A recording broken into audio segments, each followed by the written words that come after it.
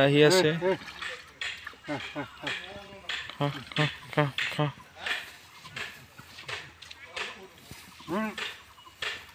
আহি আছে পোৱালি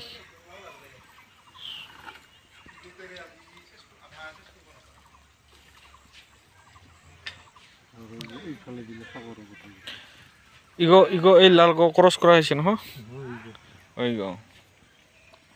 আমাৰ বিদ্যালয়ৰ পৰা ক্ৰছ কৰা হৈছে